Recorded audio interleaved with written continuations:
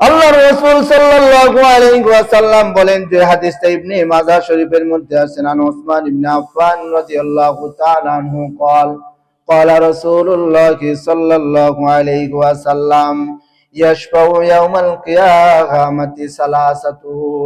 রাসূলুল্লাহ সাল্লাল্লাহু আলাইহি ওয়াসাল্লাম বলেন কিয়ামতের দিন, কঠিন মুসিবতের দিন, তিনজন শ্রেণীর মানুষ সুপারিশ করতে পারবে। কয়জন শ্রেণীর মানুষ?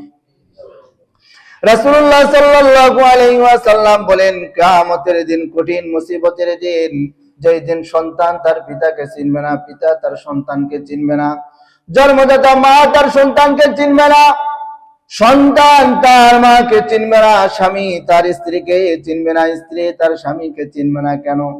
শুধুমাত্র একটা নেকি দেওয়ার ভয়ে কেউ কাউকে চিনবে না।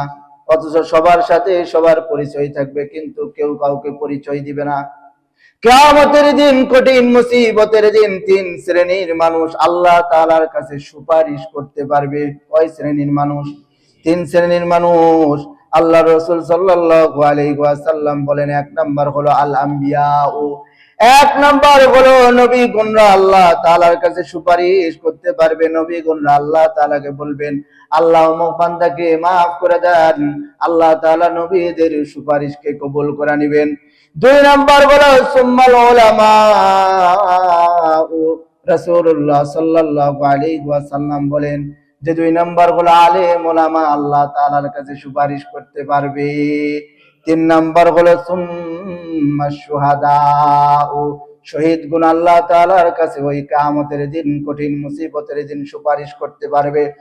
আলেম উলামা আল্লাহ তাআলার কাছে সুপারিশ করতে পারবে। আলেম উলামা দুনিয়াতে থাকা অবস্থায় তার সঙ্গে যারা ভালো ব্যবহার করছে, উপকার করছে, আল্লাহ তাআলার কাছে ইমানদার আলেম বলবে, আল্লাহ দুনিয়াতে থাকা অবস্থায় অনেক চতুর্দিক দিয়ে উপকার করছে, ভদ্র ব্যবহার করছে, আল্লাহ তাকে তুমি মাফ করে দাও।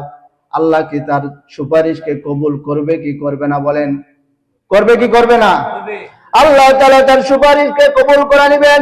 পক্ষান্তরে কেউ যদি তাদের পিছনে লাগা থাকে, সব সময় ক্ষতি করার চিন্তা করে, সব সময় গুতাগুতি করার চিন্তা করে, কিয়ামতের দিন আল্লাহ তাআলাকে বলবে, আল্লাহ দুনিয়াতে থাকা অবস্থায় গুতা দিছিল, আজকে তাকে তুমি জাহান্নামে দিয়ে দাও। দিবে কি দিবে না? বলেন, দিবে না?